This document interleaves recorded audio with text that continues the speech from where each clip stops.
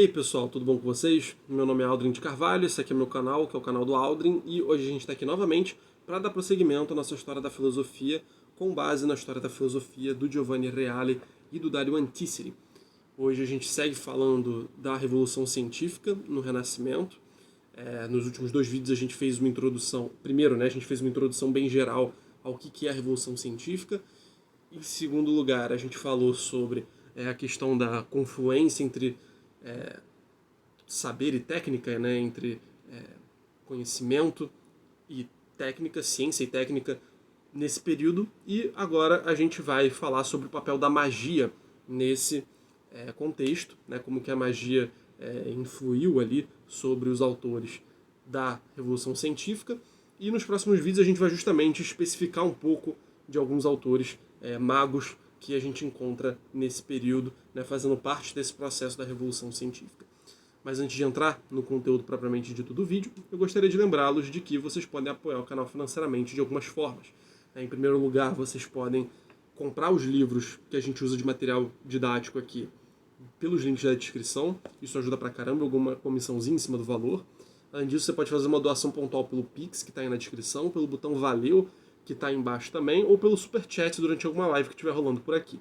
Além disso, a melhor maneira pela qual você pode apoiar é através do Apoia-se. Então, o Apoia-se, para quem não sabe, é uma plataforma de apoio mensal em que você seleciona qualquer valor, no meu caso a partir de R$2, para me doar mensalmente.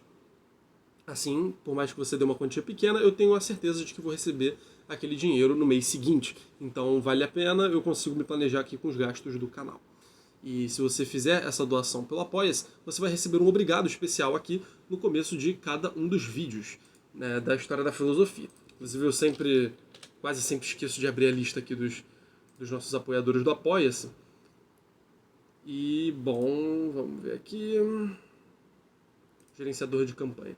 Então, queria mandar um muito obrigado bem especial aqui para a Andressa, para o Davi, para o Luiz e para os outros apoiadores que optaram por não ter seus nomes mencionados, né? Você pode pedir isso para mim também. Então, muito obrigado, gente. Se você não é apoiador, considere apoiar o nosso trabalho aqui. E é isso. Vamos para o vídeo.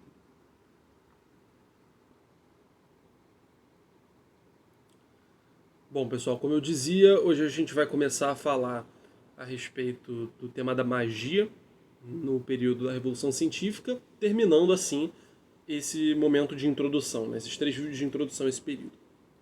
Então vamos fazer como a gente sempre faz aqui, vamos lendo o que o Reale Antiseri tem para dizer e vamos comentando em cima disso. Com base no que dissemos até agora sobre a magia, não se deve pensar que, durante o período que estamos tratando, a magia tem estado de um lado e a ciência de outro. A gente não pode pensar na Revolução Científica, no desenvolvimento da ciência em geral, mas especificamente aqui nesse recorte da Revolução Científica, como sendo um processo onde a ciência vai se desenvolvendo e a magia vai sendo deixada de lado. Não é disso que se trata. A magia sendo deixada de lado como uma coisa não científica. Ou seja, magia de um lado e ciência do outro. Uma coisa está passando por essa revolução enquanto a outra está sendo jogada para escanteio, né, vamos dizer assim. Não, como a gente já veio comentando aqui, né, muitas ideias oriundas das práticas mágicas vieram à tona nesse período justamente como um modo de, justamente impulsionando a própria Revolução Científica. Né? Muito da Revolução Científica nasceu a partir de ideias mágicas, como a gente já mencionou anteriormente, como a gente certamente vai ver hoje com um pouco mais de detalhe. A ciência moderna, com a imagem que dela nos apresentou Galileu e que Newton consolidará, constitui, como observamos anteriormente, o resultado do processo de revolução científica. Então, ao final do processo de revolução científica, a gente vai ter uma ciência que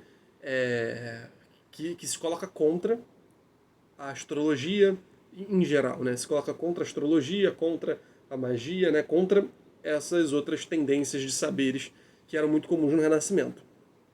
Mas até essa consolidação final, a magia ela impulsiona, né, ela influencia positivamente, digamos assim, a ciência, né, impulsiona a ciência na direção daquilo que ela virá a se tornar, né, que é a imagem mecanicista do mundo, como a gente já comentou aqui, enfim, e o uso do método experimental e tal, né, em termos de cosmovisão, uma cosmovisão mecanicista, mas em termos de método, um método bastante experimental, né? Até ela se consolidar dessa maneira, a magia tem muitas influências ali. Algumas dessas influências puxam a ciência para trás, no sentido de não corroborarem, né, não colaborarem para a ciência se tornar isso que ela veio a se tornar depois. Mas alguns outros fatores do pensamento mágico, hermético, astrológico direcionam a ciência nessa direção, sim. Mas, de fato, a consolidação da ciência como isso, né, uma visão mecanicista do mundo e o método experimental, isso a gente vai encontrar como resultado da Revolução Científica, né, um resultado de um processo, portanto. Que, uma vez consolidado, vai começar a combater, né, vai ter uma tendência muito mais forte a combater essas tendências mágicas, astrológicas, etc. Por essa razão, no curso desse processo, à medida que assume consistência a nova forma de saber que é a ciência moderna, a outra forma de saber, ou seja, a magia, passa a ser combatida como forma de pseudociência e de saber espúrio. Então, os cientistas, a partir ali do momento em que a ciência moderna, né, o que a gente chama de ciência moderna, estiver consolidada, vão começar a se voltar contra a astrologia, se voltar contra a magia, enfim, e assim por diante.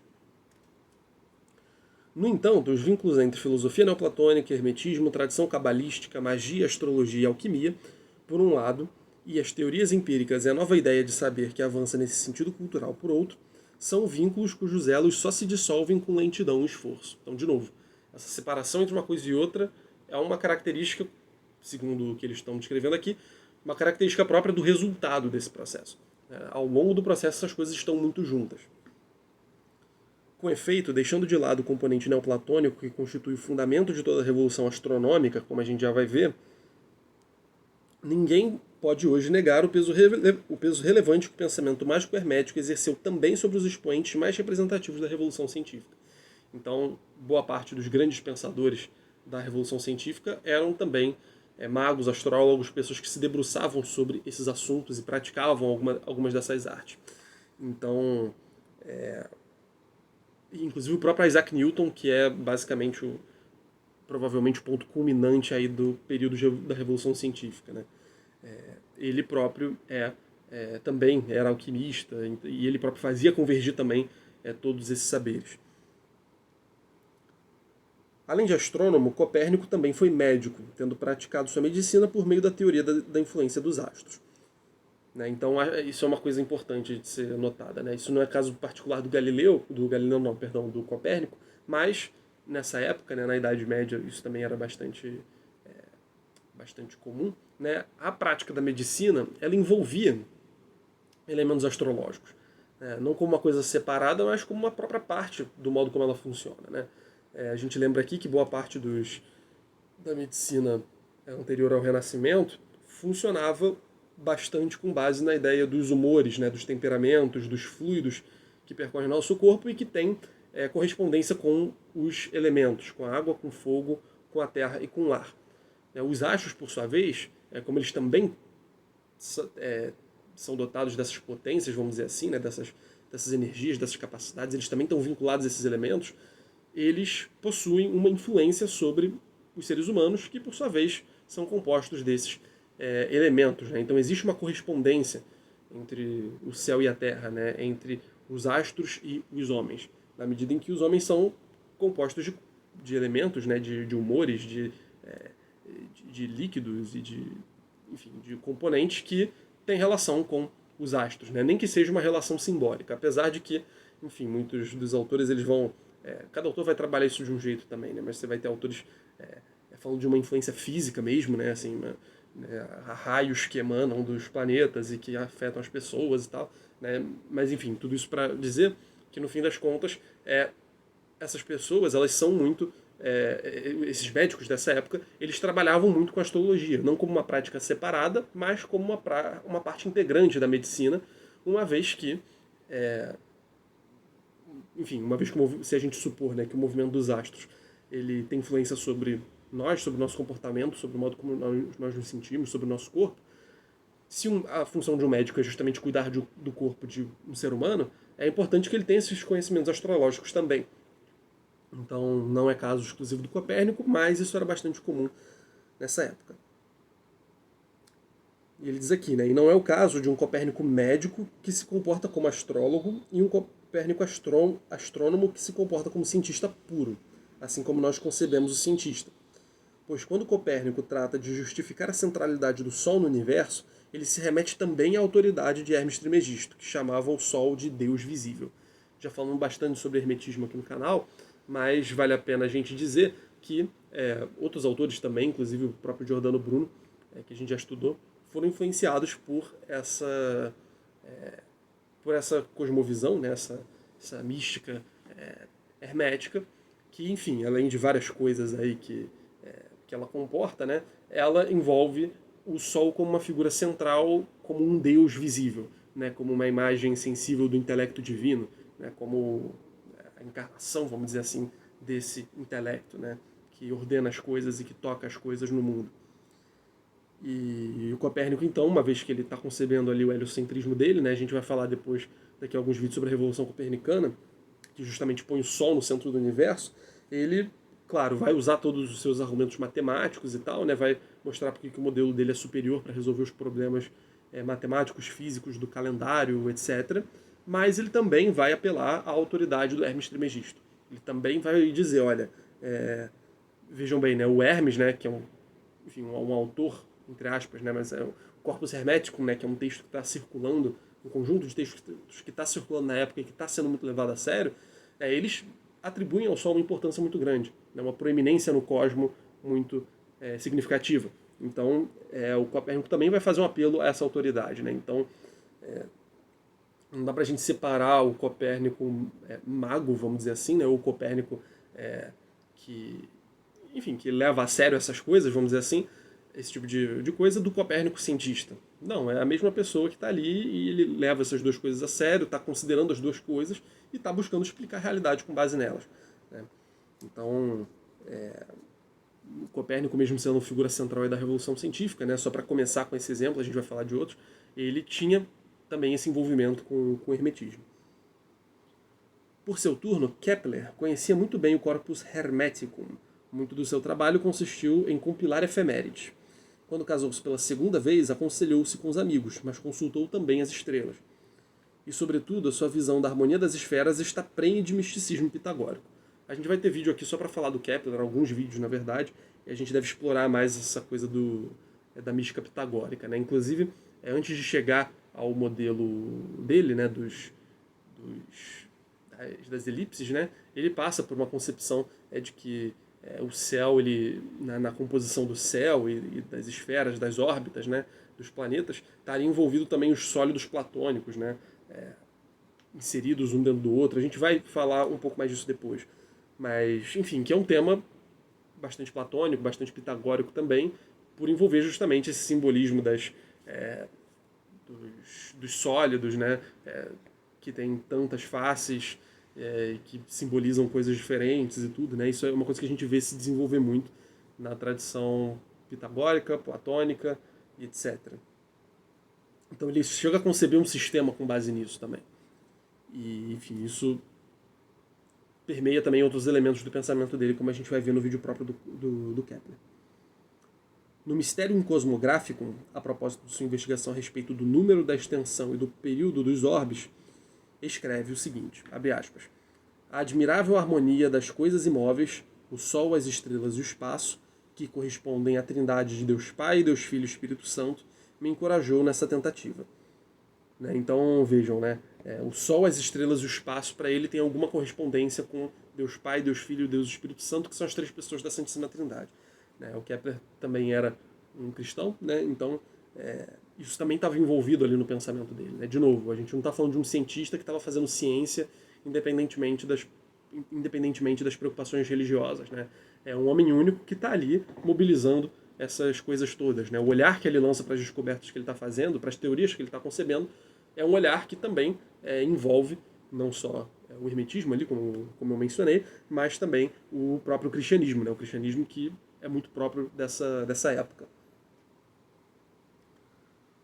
Também o mestre de Kepler, isto é, Tycho Brahe, do qual a gente também vai falar, vai ter um vídeo específico dedicado a ele, figura super central da Revolução Científica, a qual as pessoas geralmente não dão tanta atenção.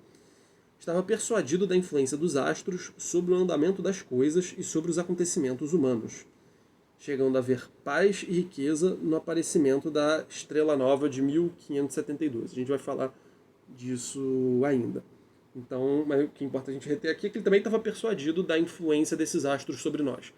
Esses astros que ele estava descobrindo, que ele estava tentando, não exatamente descobrindo os astros, mas assim, que ele estava tentando organizar, e dar sentido ao movimento daqueles astros, qual que é a órbita mais adequada para descrever esses movimentos e tal. Ele estava olhando para esses astros e estava crente de que esses astros tinham influência sobre nós, sobre o nosso comportamento, sobre o nosso corpo, sobre as nossas disposições de maneira geral. Então, a influência dos astros sobre o andamento das coisas e sobre os acontecimentos humanos também.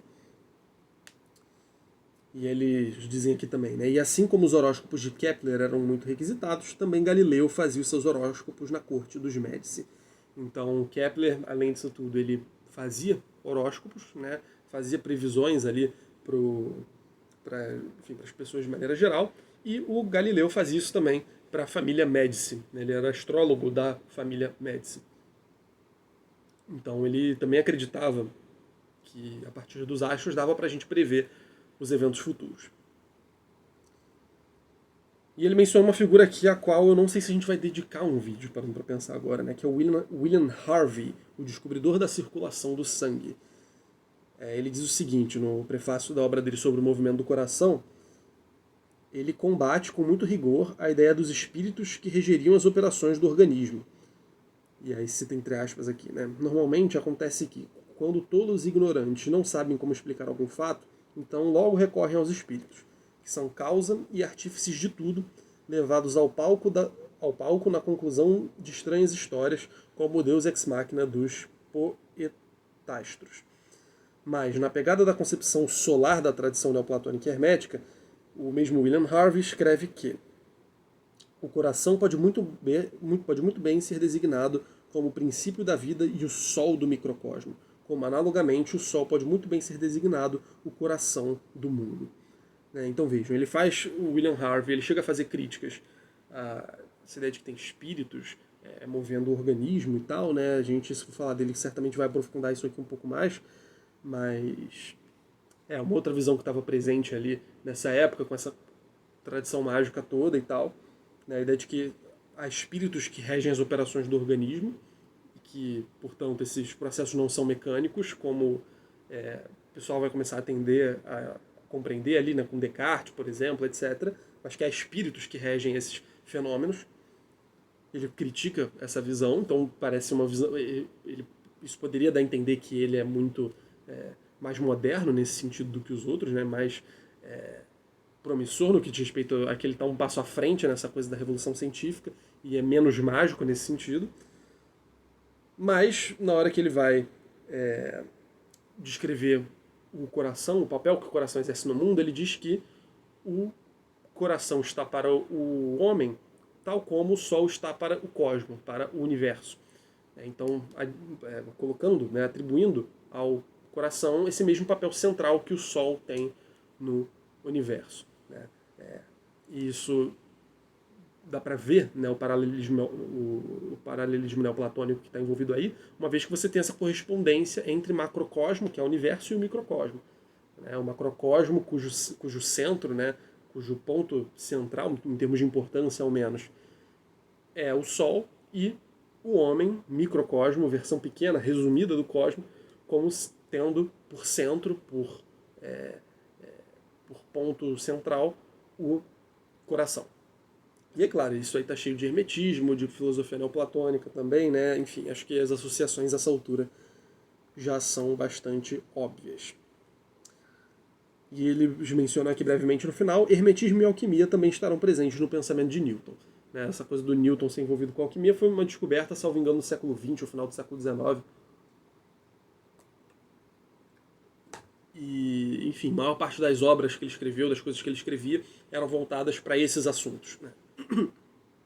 Muito mais para esses assuntos do que para aqueles assuntos pelos quais ele é conhecido.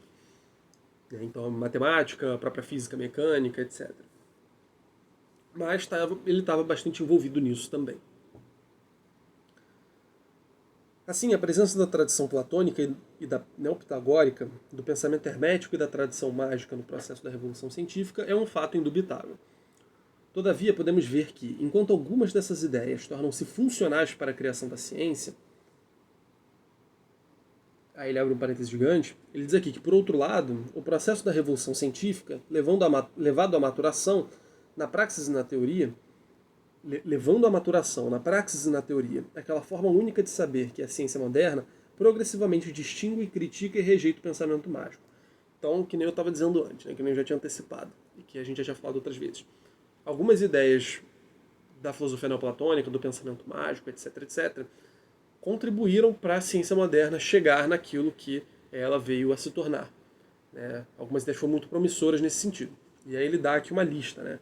Basta pensar no seguinte: o Deus que geometriza o neoplatonismo, a natureza simbolizada pelo número dos pitagóricos, o culto neoplatônico e hermético ao Sol, a ideia kleperiana de harmonia das esferas, a ideia de contagium de Fracastoro, a gente vai falar dele depois, a concepção do corpo humano como um sistema químico, ou a ideia da especificidade das doenças e dos respectivos remédios, concepção e ideias propostas e defendidas na iatroquímica de Paracelso, também vamos ter um vídeo para falar do Paracelso, que, enfim, ele defende essa posição, apesar de ser pelos motivos que a gente não tenderia a considerar os mais científicos possíveis, né? Então, entre outras coisas, né? Então tem várias dessas ideias que impulsionaram a revolução científica para aquilo que ela veio a ser, né? Veio a apresentar como resultado, melhor dizendo. E esses elementos todos são extraídos da magia, né? De autores que são, muitos deles, enfim, sobretudo magos, né? O próprio Paracelso, enfim. Agora, por outro lado, o processo de revolução científica foi justamente, assim, ele foi também muito marcado por um processo de criar barreiras com relação a certos aspectos dessas tendências, né, de pensamento.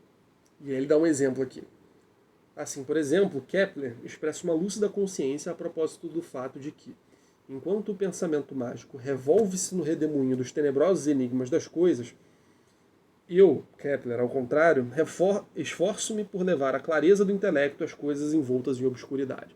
Então essa foi uma das razões pelas quais muita gente começou a rejeitar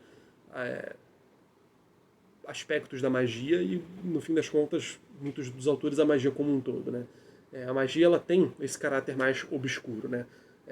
Geralmente você tem uma pessoa, um mago, um sacerdote, alguém assim, que é uma pessoa iluminada, vista como iluminada, aquela pessoa que tem o saber, esse saber secreto, oculto, e essa pessoa opera, com base nesse saber oculto, coisas maravilhosas que, tudo bem, aí talvez sejam coisas mais abertas ao público, vamos dizer assim. Mas esse conhecimento mesmo, que está embasando todas esses feitos mágicos, enfim, essas façanhas todas da magia, né, esse conhecimento que está pressuposto aí, ele fica guardado com o próprio mágico. Né, porque ele teve uma capacidade de adquirir esse conhecimento, ele tem uma capacidade de decifrar esse conhecimento. Não é um tipo de coisa que você vai contar para todo mundo, porque as pessoas não vão saber usar. Então o mago, nesse sentido, aparece como uma pessoa iluminada, uma pessoa especial diante das outras, que detém um saber próprio e que não tem como as outras pessoas verificarem, né, porque ele não está na mesa para discussão. Talvez ele comunique ali a um discípulo ou outro dele, né, como também era bastante comum, mas em geral, mesmo assim que comunique para alguns discípulos, né, ainda é um grupo de pessoas especial que detém esse conhecimento. E como a gente já viu, e o Kepler parece concordar com isso, né, a ciência moderna ela chega muito com o espírito de que o saber seja, não exatamente que ele seja acessível a todos, não é bem esse o termo, mas se eu tenho uma hipótese, uma teoria, e eu acho que tem fenômenos da realidade que corroboram a minha teoria, eu tenho de ser capaz de fazer experimentos que reforcem o meu ponto. Uma vez que eu sou capaz de fazer esses experimentos que reforçam a teoria que eu estou propondo, outras pessoas podem fazer os testes em casa, nos próprios laboratórios, nas academias, nos observatórios, enfim. Podem fazer esses testes e verificar se o que eu estou falando é ou não é o caso. Né? Se de fato tal experimento oferece tal resultado e se esse tal resultado de fato não invalida a minha teoria. Então a ciência ela está se tornando um saber público, né? Ela está adquirindo esse caráter de saber público. E o Kepler parece ser uma pessoa que estava impulsionando essa ideia para frente, estava tentando reforçar o caráter disso. Então, ao contrário do mago que está ali com conhecimento obscuro, fechado em si mesmo e tudo mais, o Kepler, né, ele se esforça, nas próprias palavras dele, né, para levar a clareza do intelecto às coisas envoltas em obscuridade. Né? Então, o papel da ciência aqui seria o de aliviar obscuridades, não o de consolidar obscuridades em torno das coisas que a gente já não entende. Né? Mas, muito pelo contrário, pegar as coisas que a gente não entende e esclarecê-las, de modo que as pessoas possam começar a entender como elas funcionam. A tenebrosidade, aliás, para Kepler, é a característica do pensamento dos alquimistas, dos herméticos e dos seguidores de Paracelso, ao passo que o pensamento dos matemáticos se caracteriza por sua clareza. Isso é uma coisa que a gente vai ver frequentemente na filosofia moderna, o próprio Descartes vai falar disso também, né? O pensamento matemático como uma espécie de modelo de saber claro e distinto, né? Para usar um outro jargão moderno aqui também. Né? Por quê? As demonstrações da matemática elas são, enfim, claras nas suas premissas, claras nas suas conclusões, né? 1 mais 1 é igual a 2, enfim, você pode ficar repetindo esse procedimento, você sabe que ele vai dar sempre aquilo, né? Enfim, se for traçar uma relação entre o tamanho dos lados de um triângulo e o tamanho do ângulo oposto àquele lado do triângulo, né? Se você for começar a especular sobre isso, você também pode fazer suas medidas e, enfim, uma vez que você encontrar um padrão, esse padrão vai se repetir e isso tudo torna muito claro o objeto do estudo da matemática. Né? Os procedimentos matemáticos eles são muito claros por natureza, esse é o ponto. Então, para o Kepler e para outras pessoas, como a gente vai ver para o Descartes também, o conhecimento matemático é um paradigma de tipo de conhecimento, de tipo de ciência que tem de ser feito, que tem de ser desenvolvido. E ele diz aqui que Boyle, né, também se lançará contra Paracelso. E embora, por dever, tivesse de fazer horóscopos, o Galileu mostra-se totalmente estranho ao pensamento mágico em seus escritos. E o mesmo vale para Descartes. Então, vocês vejam, né, cada autor tem o seu pezinho nesses assuntos. Né? O Galileu como astrólogo, mas não com a magia. Né? Enfim, outros autores vão estar bastante ligados a essa coisa da magia, mas, enfim, vão ter um outro aspecto, eles vão ser mais modernos, no sentido de se aproximarem mais daquilo que vai ser o ponto culminante da revolução científica. Então você vê que cada um dos autores vai se aproximando, se distanciando de um ou outro aspecto da revolução científica como um todo, né, da visão mecanicista de mundo que vai se consolidar no final, mas também da magia, que no certo sentido é a contraparte dessa visão de mundo que vai prevalecer no fim das contas. Em seus pensamentos diversos sobre o cometa de 1682, o Pierre Bailly, acho que é Bailly, acho que é assim que fala o nome dele, ataca vigorosamente a astrologia, escrevendo o seguinte: afirmo que os presságios específicos dos cometas, não se apoiando em outra coisa além dos princípios da astrologia, não podem ser senão extremamente ridículos. Sem precisar repetir tudo o que já disse sobre a liberdade do homem, e que seria suficiente para decidir essa questão, como é possível alguém imaginar que um cometa seja a causa de guerras que explodem no mundo 1 ou 2 anos depois que ele desapareceu? E como podem os cometas ser a causa da prodigiosa variedade de acontecimentos que se registram no curso de uma longa guerra? Não se sabe, talvez, que a interceptação de uma carta pode fazer falir todo o plano de uma campanha de operações, ou que uma ordem cumprida 1 hora após o estabelecimento faz falir certos projetos trabalhosamente elaborados, ou que a morte de um só homem pode mudar a face de uma situação, e que às vezes é por uma besteira, a mais fortuita do mundo, que não se vence em batalhas, cuja perda é seguida por uma infinidade de males, como se pode pretender que os átomos de um cometa, revoluteando pelo ar, produzam todos esses efeitos? Na opinião de Bell, aí fecha aspas, né? Na opinião de Bell, as regras da astrologia são simplesmente miseráveis. Né? Então, esse trecho do Bell está chamando a atenção para o fato de que, enfim, esses grandes acontecimentos, né? Por mais que seja muito tentador a gente associar esses grandes acontecimentos a grandes causas, né? Então, nossa, tal reino ganhou tal guerra, né? Caramba, né? Que coisa grandiosa. Apesar desses acontecimentos em si serem grandiosos, acaba sendo, então, né, muito tentador da gente buscar as explicações também grandiosas. Né? Então, dados os princípios da astrologia, né, faz sentido que a gente pense que um fator extraordinário como a passagem de um cometa cause a vitória de uma guerra. Né? Duas coisas grandiosas, né? Uma correspondência celeste e terrena de algo extraordinário, de algo diferente, de algo grandioso. Mas ele está chamando a atenção aqui para o fato de que muitas vezes as guerras, né, e os conflitos e muitas coisas importantes humanas acontecem ou deixam de acontecer por causa de coisas pequenas. Às vezes um reino ia ser invadido de surpresa, alguém enviou uma carta para avisar e a carta foi interceptada, de modo que o reino acabou sofrendo, enfim, não pôde se defender, não teve essa oportunidade. Né? Isso às vezes acontece por causas muito pequenas, né, no conjunto das coisas. Né? Então, ora, foi o cometa então que causou que aquele cara ali interceptasse a carta, ou que a carta caísse da mochila do carteiro, quando. Não estou dizendo que as coisas funcionavam desse jeito, a mochila do carteiro, né? Mas sei lá, o pombo correio foi assassinado no meio do caminho, foi comido por um gavião, sei lá, qualquer coisa do tipo, né? Então, né, fica um pouco mais estranho quando a gente olha dessa perspectiva, né? Então, o que ele está dizendo basicamente é que, olha, grandes fenômenos às vezes têm pequenas causas, né? Causas que parecem pequenas, né? Então, né, ficar atribuindo aos cometas esses grandes eventos celestes, né? Não sei, né? Pode parecer um pouco descabido. Enfim, e aí o Real e o Notícia eles mencionam aqui ainda o Bacon, né? O Francis Bacon, não o Roger Bacon. Francis Bacon a gente ainda vai estudar, o Roger Bacon a gente estudou lá na Idade Média.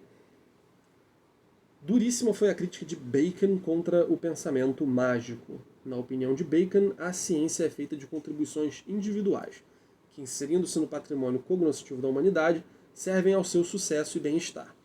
Por isso, Bacon não condena os nobres fins da magia, da astrologia e da alquimia, mas rejeita decididamente seu ideal de saber, pertencente ao indivíduo iluminado e, portanto, estranho ao controle público da experiência e, consequentemente, arbitrário e obscuro. Então, é aquilo que eu estava dizendo. Né? No caso da magia e de outras artes desse tipo, de outros saberes, de outras ciências desse tipo, a gente tem que ter um indivíduo, um grupo de indivíduos, que tem uma capacidade de ver coisas que os outros não têm. Né? Pode ser inspiração divina, pode ser por muito estudo, mas o fato é que ele tem acesso a certos mistérios da realidade aos quais as outras pessoas não têm, geralmente. E isso vai contra o ideal de saber da modernidade, e o Bacon é muito enfático nisso. Vamos falar mais disso depois também. Porque a ciência ela deve ser pública, né? Ou melhor, né? Ela deve estar sempre sujeita ao controle público da experiência. Então, se você aí na sua casa quiser fazer um experimento para me refutar, dizer que minha teoria está errada, porque você misturou substância X com substância Y e deu um negócio super que por algum motivo contrário ao que eu falei, você pode fazer isso, né? Assim, nada te impede de fazer isso, porque o saber é público, né? As conclusões elas são publicizáveis. Quando a gente fala público, pode parecer que todo mundo sabe, né? Não é todo mundo que sabe, nem todo mundo é cientista, tal como nos dias de hoje. Mas é publicizável, né? Você pode ter acesso a esse conhecimento. Certamente, se você se educar, né, na medida necessária para entender certos princípios, né, da experiência e do experimento e da própria ciência e tudo mais, né? Mas, uma vez que você tendo esse repertório, você, do outro lado do planeta, consegue validar um experimento, né? Consegue replicar aquele experimento e ver se chegou naquele resultado mesmo ou não.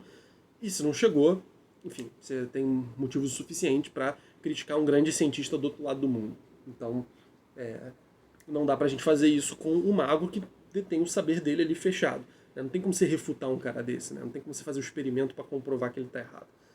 No mais das vezes, né?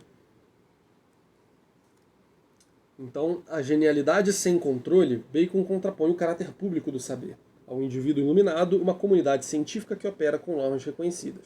A obscuridade, a clareza. A síntese apressada, a cautela e o paciente controle. Essa coisa da sociedade científica, da comunidade científica vai ser muito importante também. Né? A gente vai ter um vídeo só para falar sobre o surgimento das sociedades científicas, sociedades das academias, né? Enfim. Que, enfim, são uma consequência justamente dessa necessidade de ter lugar para essas pessoas se reunirem, né? Para essas pessoas que detêm esses conhecimentos, né? E também para proporcionar um ambiente para essas pessoas fazerem experimentos, debaterem entre si os resultados dos experimentos e assim por diante, né? Bom, eles seguem aqui. No contexto das ideias do 500, é impossível delimitar uma disciplina científica em relação a outra, como de certa forma se tornou possível em seguida. Então, antes aí da Revolução Científica, os saberes, segundo eles aqui, os saberes eles não tinham fronteiras tão delimitadas. E, como ele diz aqui, na Revolução Científica isso começa a ter. Né? Isso começa a acontecer mesmo que essas fronteiras entre conhecimentos nunca sejam definitivamente estabelecidas, inclusive até hoje, né? Vamos combinar. Na cultura do 500, nem sempre é possível traçar muitas linhas de separação entre as ideias científicas de um lado e as teorias filosóficas, mágicas e astrológicas de outro. O cientista, o que a gente chama hoje de cientista, né, e que a gente tem de olhar para o passado e reconhecer como cientistas, em geral eles eram reconhecidos por eles próprios e por todos como filósofos naturais, né, filósofos da natureza. Aí com o tempo também surge a figura do naturalista, né, o nome cientista também começa a aparecer, só que assim, a gente está num momento em que essas coisas, essas ideias são todas sinônimas, né? Não tem uma diferença clara entre essas funções, como, enfim, é uma separação que vai tender a acontecer ao longo do tempo, né? A Renascença pôs entre a Idade Média e a época moderna, frequentemente vinculando-se ao passado, ideias da tradição neoplatônica, ideias derivadas da Cabala e da tradição hermética e ideias mágicas e astrológicas. Trata-se de ideias que a historiografia mais atualizada reconhece serem um ingrediente que não pode ser eliminado da revolução científica, onde vemos que toda disciplina, um conjunto de teorias em sentido moderno, tem a sua contrapartida ocultista. Então, de novo, né, está ressaltando aqui essa interligação entre tudo isso aqui nesse contexto. Naturalmente, um dos resultados mais maduros da Revolução Científica seria a progressiva, mas de todo modo nunca total e definitiva, expulsão das ideias mágico-herméticas astrológicas do âmbito da ciência. Então, parte do processo de Revolução Científica é justamente um processo de abandono dessas ideias, apesar de, como eu disse, muitas dessas ideias também estarem impulsionando, paradoxalmente, a Revolução Científica para frente. Entretanto, há outro lado da questão. A ciência moderna teria surgido... Aliás, é uma pergunta, né? A ciência moderna teria surgido sem a ruptura que essas ideias efetuaram em relação ao mundo medieval? Mais adiante veremos de que modo a revolução astronômica encontrará sua garantia filosófica no platonismo e no neoplatonismo. Né, que nem eu falei, nessa questão matemática, da matematização também do cosmos, tudo isso vai estar muito envolvido nessas teorias científicas, sobretudo nas teorias astronômicas. Né? E como a gente falou, a revolução astronômica é, vamos dizer assim, a revolução que puxou a grande revolução científica, né? Aquele pedaço da revolução científica que foi que começou puxando todo o bonde da revolução científica para acontecer. E o programa de Paracelso, que viu o corpo humano como sistema químico, não foi útil e fecundo para a ciência?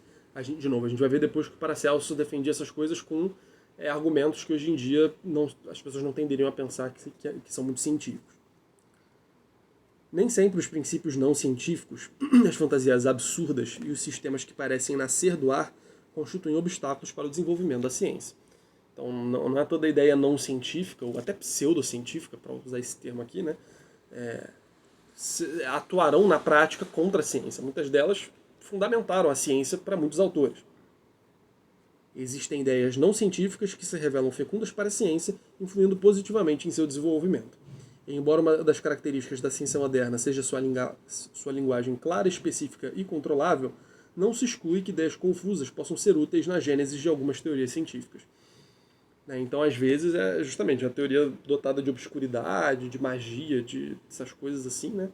Às vezes é desse fundamento que a gente está precisando para que surja no imaginário de uma certa época uma ideia que, no fim das contas, vai se comprovar cientificamente válida, vamos dizer assim, né?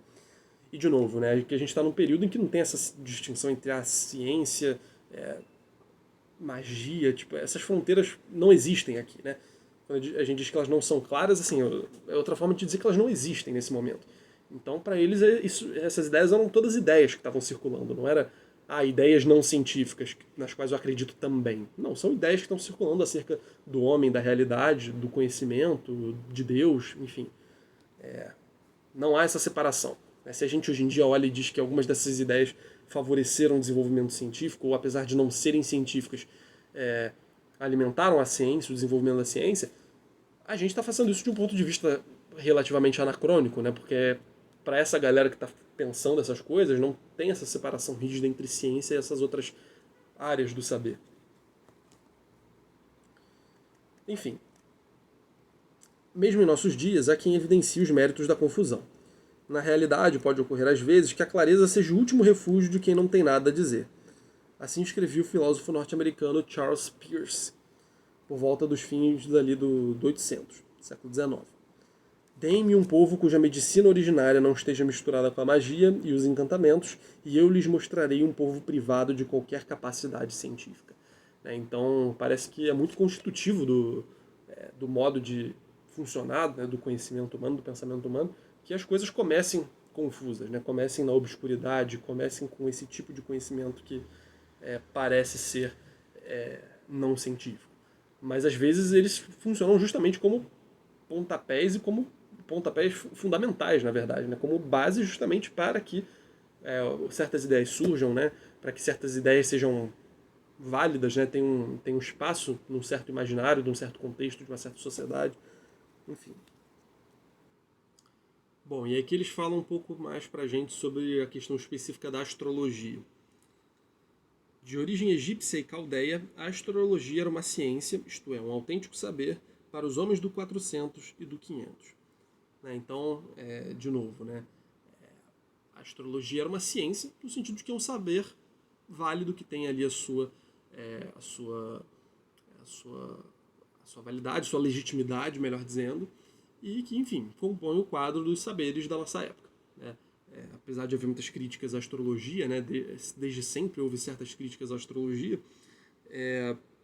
enfim, nesse período, 1400, 1500, a astrologia era considerada um saber legítimo. A tendência geral era que se considerasse um saber legítimo. Né?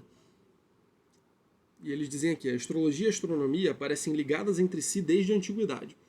Ele vai dar o exemplo de Ptolomeu aqui, né? Mas é interessante a gente notar que a separação entre astrologia e astronomia, por si mesma, essa separação rígida, né? Ela também é algo que foi se consolidando com o tempo, né?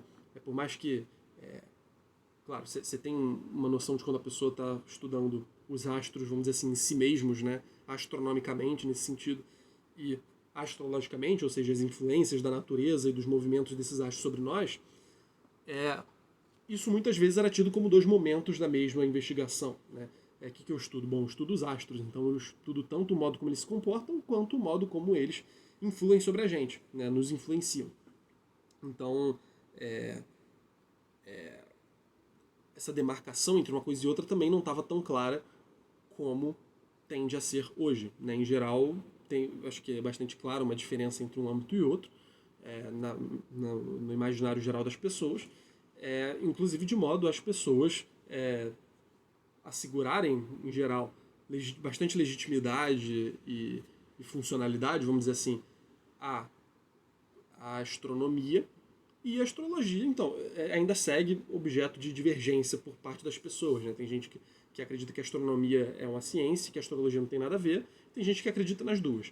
Mas vejam que mesmo as pessoas que acreditam nas duas, né, que também acreditam na astrologia e na eficácia dela, também tendem a, me parece, né, tendem a ter uma consciência da separação desses âmbitos. Né? Porque poucas vezes eu vi alguém querer justificar cientificamente a astrologia hoje em dia. Né? Em geral, as pessoas tendem a ter uma ideia de que, é um outro tipo de coisa que está envolvida na astrologia. Não é ciência experimental, matematizável, nesse sentido de ciência mesmo. É um outro tipo de coisa, mas é um saber válido também. Me parece que as pessoas que acreditam em astrologia pensam desse jeito. Portanto, assumindo ainda uma certa distinção de âmbitos, né? Entendendo que a prática de uma e a prática de outra tem algo de diferente. Mas a gente está num momento em que isso está tudo junto na mentalidade das pessoas. E isso desde a antiguidade, na verdade. Ele vai citar o exemplo do Ptolomeu. Ptolomeu, como sabemos, é autor do famoso e muito influente tratado de astronomia, o Almagesto, pelo qual ele é mais conhecido, eu diria. Mas também escreveu um volumoso tratado de astrologia, o Tetrabiblos, né, os 4 livros. Então, vejam, né, mesmo o grande pai da astronomia, talvez, né, a grande figura da astronomia da antiguidade, acreditava na astrologia e praticava isso também, entendia que isso era parte do ofício dele como alguém que estuda os astros. Tinha a convicção de que há certa influência do céu sobre todas as coisas que estão sobre a Terra. Essa estreita união entre astrologia e astronomia que encontramos na antiguidade atravessa a Idade Média e pode ser encontrada no período do humanismo e da Renascença e por vezes até mais tarde. Então, como eu disse, algo disso continua até hoje, né? E, enfim, mas estava presente na Antiguidade, estava presente na Idade Média e no Renascimento ganhou uma força ainda maior. Apesar de, eventualmente, que né, sempre houve críticos à astrologia, aqui e ali. O astrólogo é aquele que, através da observação dos astros, compila as efemérides, ou seja, os quadros onde estão especificadas as posições que os diversos planetas assumem dia após dia. Com base em tais posições e configurações dos astros, o astrólogo tratava temas de nascimento, isto é, fixava quais astros estavam mais próximos de uma pessoa na data do seu nascimento, para depois estabelecer sua influência positiva ou negativa sobre a pessoa, da qual fazia-se assim o horóscopo. Então, a gente tem aqui, né, que o que o astrólogo faz, né? Ele observa o céu, até aí ele está idêntico ao astrônomo nesse sentido, né? Observa o céu, mapeia o céu, mostra que astro está em cada lugar, do momento em que tal pessoa nasceu, uma vez dada a data e o horário de nascimento dela. Tendo isso, né, ele vai saber os planetas que estavam dispostos no céu do dia do nascimento daquela pessoa, e a partir disso vai poder traçar as influências. Ó, tal planeta influencia essa pessoa aqui desse jeito, né, tal planeta em tal posição significa tal coisa. Né, então ele pode especular em cima disso e fazer ali o horóscopo, né, fazer o mapa natal da pessoa e explicar o que ele significa. Enfim, essa última parte aqui já, né, a gente não tende a considerar nada astronômico, né, mas propriamente astrológico. E aí é interessante que eles mencionam aqui, né, que o Odier no termo influência encontraria sua origem. O que é influência? Né? Influência é um substantivo abstrato que tem a ver com o verbo influir. Né? Então, os astros influem sobre as coisas. Né? Portanto, outra forma de dizer isso é dizer que há influência dos astros sobre as coisas, sobre as pessoas, principalmente. E parece que a gente fala em influência nesse sentido assim, né? Uma pessoa influencia a outra, tal pessoa é mais influente do que a outra, né? Eu vou influenciar o meu amigo a fazer tal coisa. Tudo isso parece que encontra suas origens na astrologia, na ideia de que os astros influem sobre algo, né? Influem, né? Fluem na pessoa, né? Tem essa conexão, né? Essa coisa direcional, influir sobre alguém. Ou influenciar alguém, como a gente diz hoje em dia. No 400 e no 500 foi grande o sucesso da astrologia judiciária, ou seja, da astrologia voltada para revelar o juízo dos astros sobre as pessoas e também sobre os acontecimentos. Então, prevê o que vai acontecer. Quais príncipes vão cair, quais príncipes vão morrer, quais guerras vão acontecer, quem vive, quem sobrevive, quem ganha, quem perde, e assim por diante. Em suma, o astrólogo via nas conjunções dos astros as condições de saúde e destino das pessoas, mas também as perspectivas de estação, as revoltas populares, a sorte dos senhores reinantes, das políticas e das religiões, as guerras futuras. Como era o astrólogo que via e sabia essas coisas tão importantes, não havia príncipe ou poderoso que não tivesse o seu astrólogo na corte. Então, não só o astrólogo era um cara que sabia essas coisas, como isso era tão reconhecido que as pessoas mais poderosas contavam com um astrólogo com as quais elas pudessem se aconselhar e saber o que vai acontecer com o reino delas, com a plantação delas, com a religião delas, com a família delas e assim por diante. Então, isso a gente pensa poderosos, né? A gente pensa principalmente no rei, na rainha, num príncipe, em alguém que tem um domínio territorial sobre alguma coisa. Mas, como a gente comentou no vídeo do Campanella, né? Os papas também tinham astrólogos de estimação, vamos dizer assim, né? Astrólogos, conselheiros astrólogos. Tanto que o Campanella foi chamado para ser astrólogo do Papa, uma vez que ele tinha ali umas técnicas dele para reverter algumas influências astrológicas e tal, e o Papa estava querendo, se não me engano, escapar da morte. Né? Então ele liberta o Campanella da prisão perpétua dele para se dirigir a Roma e ajudá-lo nessas coisas. Então, enfim, esse é só um dos tantos exemplos que a gente poderia citar, né, de pessoas poderosas, nesse caso o Papa, mas como eu disse, poderiam ser príncipes, reis, rainhas, que são importantes, são influentes, que detêm muitas coisas e que querem saber o destino dessas coisas, né? Querem saber qual é a sorte das coisas que eles têm, do poder deles, e que, portanto, se eles querem ter uma boa previsão disso, precisam ter consigo pessoas que entendam dessas previsões, né? Que consigam prever essas disposições das coisas no futuro. E essa pessoa é justamente o astrólogo. E aqui eles vão falar agora, né, de três práticas vinculadas à magia, que eram praticadas também por médicos, como a gente vai ver, né, mas por pessoas da ciência, né, também, figuras da Revolução Científica, que tem a ver com práticas divinatórias. Vamos ler aqui o que eles dizem. Ao lado da astrologia, da qual a gente já falou, exerciam-se outras práticas divinatórias, como a fisiognomonia. Ele diz aqui que o Cícero já falava disso, né? Cícero fala do fisiognomonista Zópiro, que afirmava poder chegar a conhecer o caráter de um homem através do exame de seu corpo. Então, fisiognomonia, né? Pensem na relação disso com a palavra fisionomia, né? Através da observação disso, né? Da física da pessoa, vamos dizer assim, do físico da pessoa, da expressão, dos traços, do semblante, de tudo isso, ele consegue prever o caráter dele, né? Então, de um certo homem, né? Então, ver o que está por detrás dessa casca, né? Dos traços de cada um de nós, né? Isso seria para ele, né? Para o Zópiro e também para outras figuras adeptas dessa prática, uma maneira de enxergar o que está dentro do homem. Especialmente pelo exame de seus olhos, da fronte e da face. Inclusive essa prática na Idade Média também, existe isso no islamismo, existe isso em várias tradições, assim. Na Idade Média isso é bem, bem comum. Durante a Renascença, essa arte foi extensamente cultivada com grande sucesso. Em 1580, Giambattista della Porta, uma pessoa de quem a gente ainda vai falar também, publicou o livro sobre a fisiognomonia humana.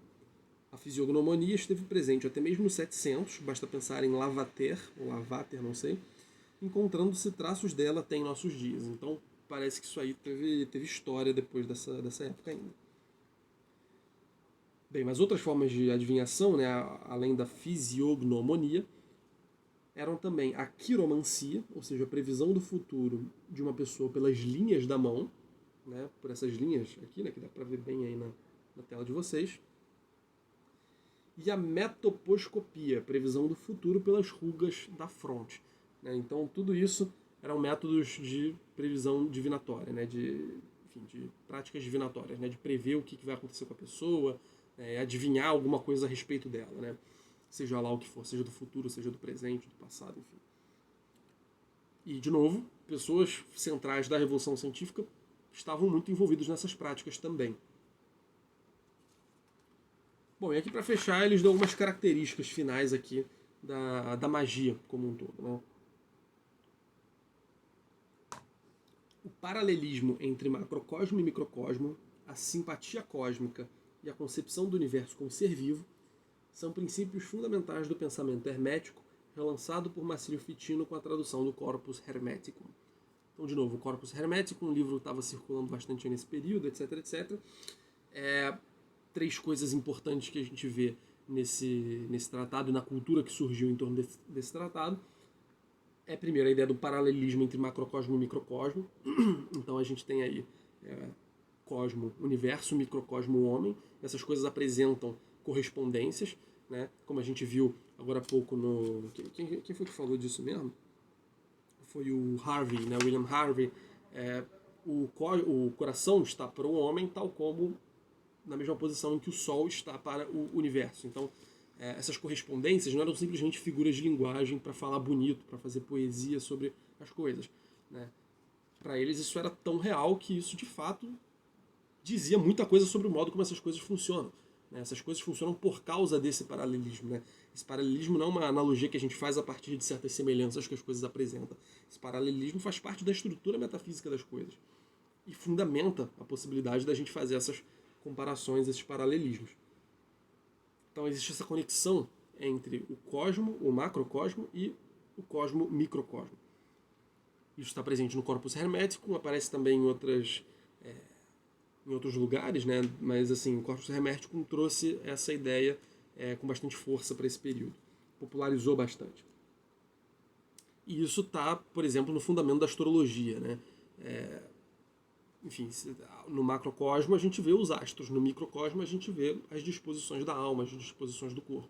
Né? Havendo esse paralelismo, a gente consegue, estudando os astros, estudar o ser humano individual que sofre a influência desses astros, né? Que corresponde às posições desses planetas, enfim, a partir do horóscopo e tudo mais.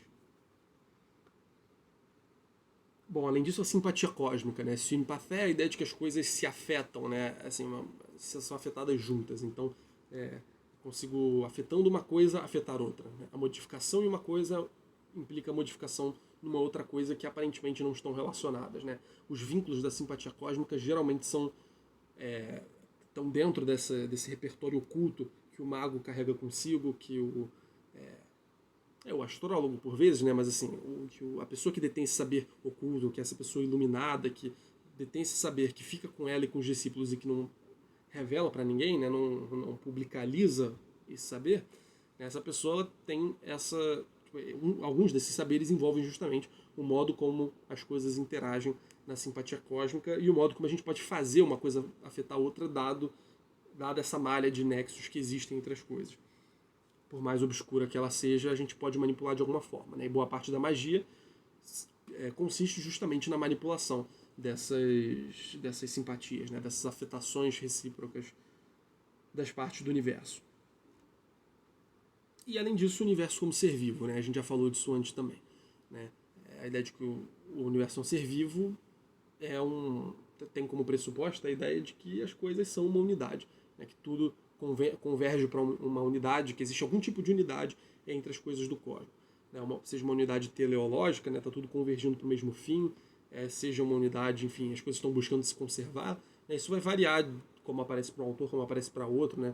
Mas, de todo modo, a ideia de um ser vivo, a ideia de um organismo, né? Portanto, de partes que estão dispostas de um modo que elas se ajudam, né? Se influenciam, né? Também é uma outra ideia, portanto, que fundamenta certas práticas mágicas, porque envolve uma afetação geral das coisas também, envolve uma simpatia entre pelo menos certos aspectos da realidade. Né?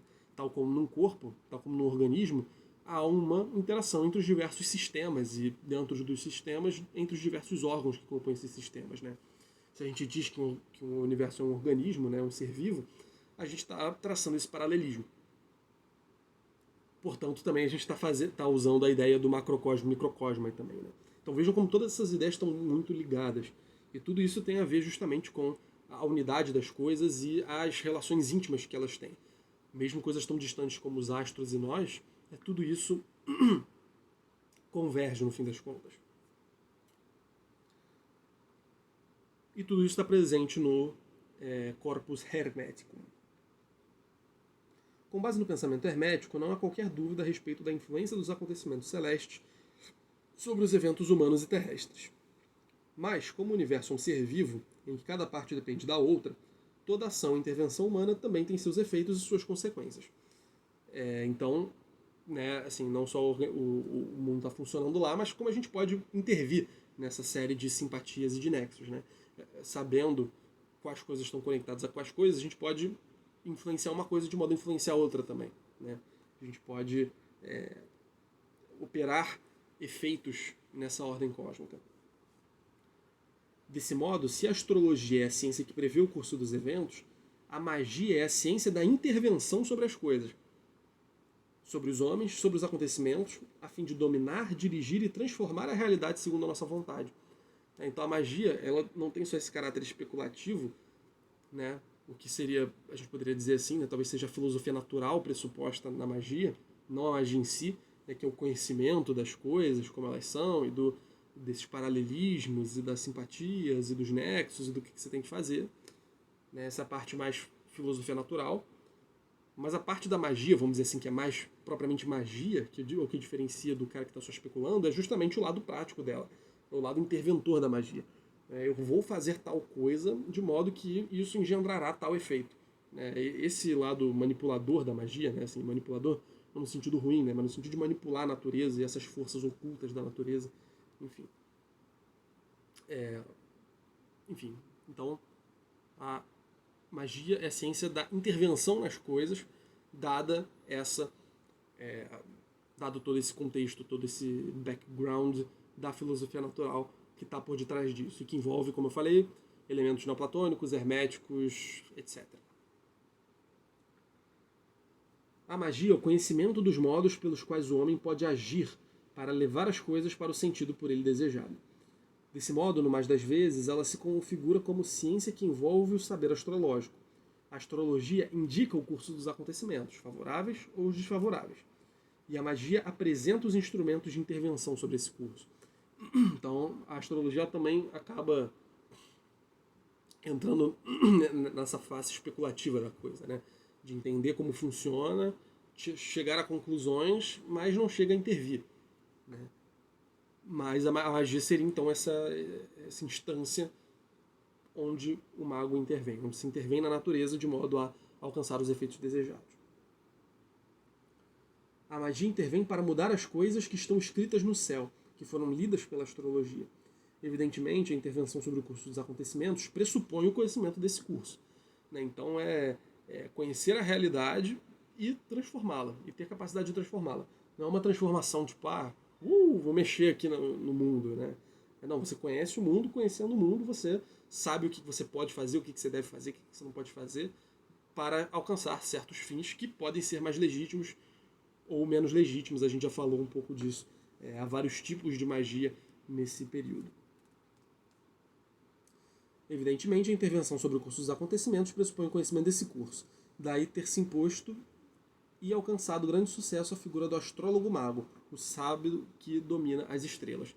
Então a figura do sábio, né, uma das tantas figuras do sábio que concorriam aí no mercado da sabedoria do Renascimento, por assim dizer, é a figura do mago astrólogo. E por que mago astrólogo? Porque essas duas coisas, a magia e a astrologia, estão bastante relacionadas. Grosso modo, uma como teoria e uma como prática. A astrologia como aquela arte de diagnosticar o que está se passando no céu e interpretar as consequências daquilo, e a magia como a arte, a ciência, como que a gente queira chamar, de intervir na realidade de modo a orientá-la para os fins que o mago quiser, dado, né, tendo em mente esse contexto astrológico, esse panorama geral do cosmos no qual a ação dele vai estar inserida. E bom, pessoal, esse foi o vídeo a respeito da relação entre filosofia moderna, ciência moderna, melhor dizendo, e magia, nesse período da Revolução Científica. Agora a gente, desse modo então, a gente termina essa sessão de vídeos introdutórios à Revolução Científica, mas ao mesmo tempo a gente abre essa nova sessão para falar de magia na Revolução Científica, que é o tema aí dos nossos próximos, acho que 4, 5 vídeos, né, alguma coisa assim, que é quando a gente vai falar de algumas figuras mágicas, né, de alguns magos que surgiram nessa época, figuras muito influenciadas aí pelas tendências mágicas, astrológicas e tal, e de tudo isso que a gente descreveu nesse vídeo, apesar de eles de forma alguma esgotarem as pessoas que aderiram a essas tendências, né? Como a gente viu, mesmo as figuras da Revolução Astronômica, o Copérnico, Kepler, etc., o Newton principalmente, a gente vai ver muito disso depois, foram pessoas que também foram influenciadas por isso. Mas agora a gente vai focar um pouco, né, fazer um recorte menor, de figuras um pouco menores do que esses grandes nomes, e falar um pouco da presença da magia neles, da relação da magia com a ciência moderna no pensamento deles, antes da gente então passar para a Revolução Astronômica, que, como eu disse, é o carro-chefe aí da Revolução Científica. Mas enfim, isso é para a próxima aula. Obrigado por terem assistido até aqui. Não se esqueçam de apoiar o canal financeiramente por todas as vias que eu mencionei. E, além disso, não se esqueçam, o mais importante, de deixar um like aí embaixo, comentar no vídeo, se inscrever no canal, favoritar o vídeo, que isso ajuda muito o vídeo a ser divulgado e também me ajuda a saber que vocês estão gostando. E o mais importante, divulguem esse vídeo para que vocês acharem que possa se interessar. Isso é o mais importante de tudo, disparadamente. Assim, poder trazer, né, a filosofia para outras pessoas, trazer o conhecimento para as outras pessoas, é o que vem me motivando aqui nos últimos anos nesse canal do YouTube. E poder fazer isso de graça é um prazer danado, um prazer gigantesco. Mas eu conto também com a ajuda de vocês justamente para passar a palavra adiante. Então, podem deixar de fazer todas as outras coisas, mas não deixem de divulgar o vídeo, por favor. Tá bom? Valeu, pessoal. Um abraço para vocês e até semana que vem.